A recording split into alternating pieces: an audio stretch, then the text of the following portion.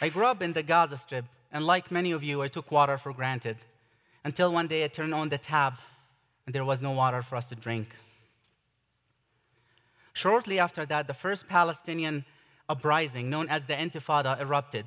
It was a turning point in my life, because it got me so interested in water issues, and it fueled my passion about finding solutions to the global water crisis.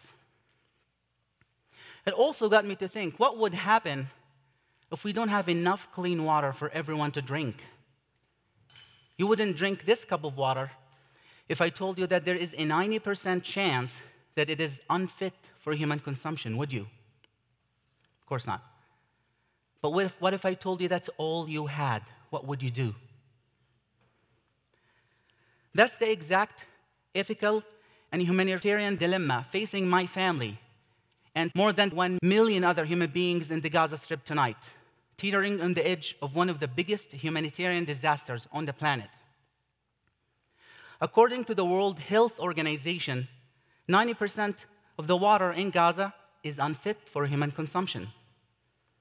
Access to adequate water in terms of quantity and quality is severely restricted. The Jordan River is drained and polluted, and because of that, the Dead Sea water level is dropping 1 meter each year. That's about 3 feet each and every year, causing these massive sinkholes that you can see on the screen. It is estimated that within the next 3 decades, the Dead Sea will actually live up to its own name and completely vanish if nothing is done to save it. Now, this region is not an anomaly in that sense. There are many regions around the globe facing similar water issues, like here in the US, as you can see on this map. This problem is so pervasive that 1 out of 7 people in the world today does not have access to clean drinking water. And it's getting even worse. It's estimated that half of the world's population could actually face water scarcity by the year 2030. So the Middle East is just the canary in the coal mine. If they run out of water to sustain their population growth and food production, then we are next. This is the Colorado River and Lake Powell, and its drought sounds all too familiar. Ask farmers in California and people whose life depended on what once used to be the Colorado River Delta. You can see the bathtub rings on the walls, indicating past water levels as they slowly receded. Today, we are being challenged on a whole new biblical scale, and it's a stark reminder of what's at stake for all of us, our survival. Let's talk about how we ended up in this situation and the implication of not having enough clean water for everyone to drink, which to some apparently means water wars. To that end, the former UN Secretary General, Mr. Kofi Annan, once said, "Fierce competition for fresh water may well become a source of conflict and even wars in the future." Also, Mr. Ismail Sirajuddin, the former vice president of the World Bank, said, "The wars of the 21st century will be fought over water." Nothing epitomizes this view more than the term rivals. It actually comes from the Latin word rivalis, which means one who uses a stream or a river in common with another. This water wars view is very pervasive and widespread, and it focuses on the demise of humanity as a result of water shortage and potentially water wars. And what this narrative is pretty much saying is that water was the source of conflicts in the past and will continue to be the source of conflicts and even outright wars in the future. And that the Middle East will be the first stage on which these wars will play out.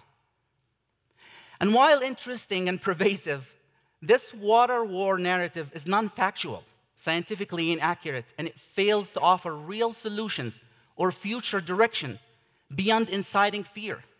What if I told you that there is another option, that these assured wars never need to take place, and that there is a way out, not only for the Palestinians living in the Gaza Strip and the West Bank, but also for the many people living around the globe and other regions facing similar water shortage issues, like here in Colorado, California, and elsewhere. We looked at many conflicts in the past, as well as negotiated settlements, and we found no evidence whatsoever to substantiate this water war argument.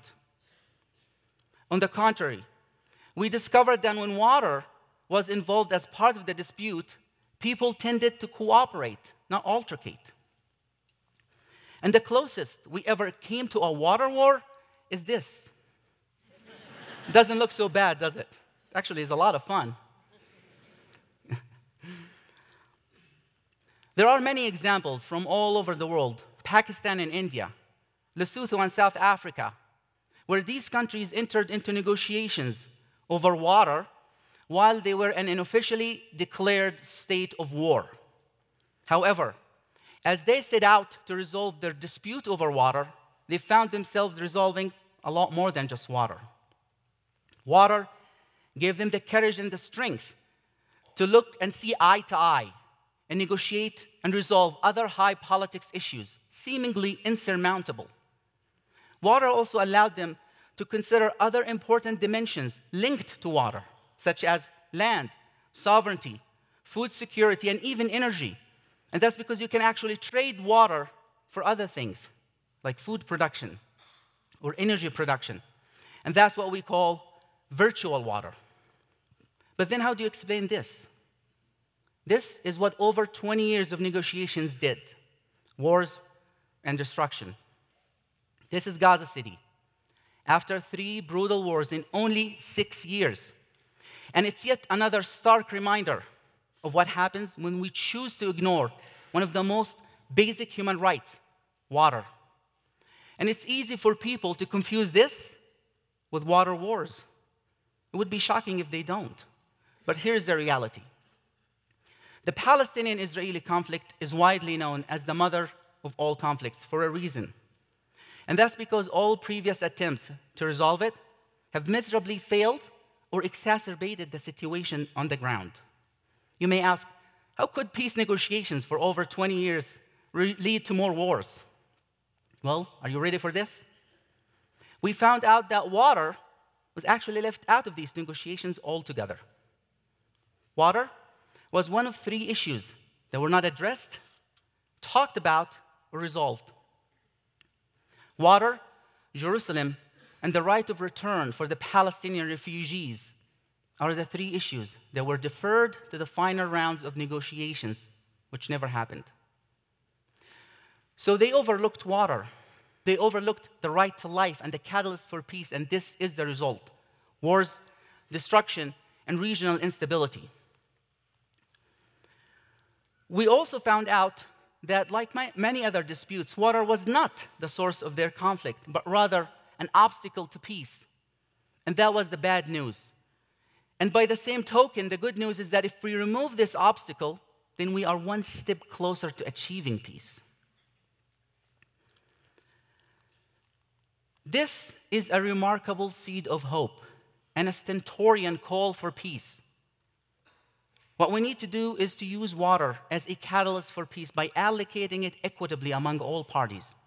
And then and only then will we be able to build a solid foundation for a just, lasting, and robust peace. If you can negotiate over water, the sustainer of life, you can negotiate over anything. Because what you're saying is that you value life, all lives, not just yours, but your rivals as well. And when you offer someone water, you offer them life. You offer them the ultimate olive branch. Obviously, not the questionable cup of water that I offered you at the beginning of this talk. For me, water is the ultimate peacemaker because it catalyzes peace, not war.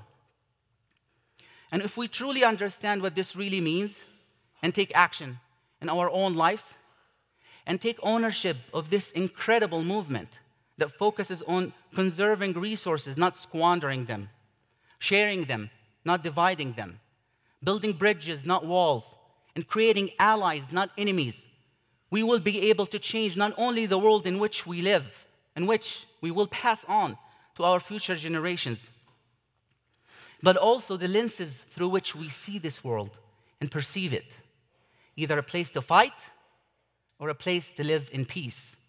Let's fight for peace, not water, and use water to resolve our fight. Because after all, water is used to extinguish fires, not ignite them. Thank you very much.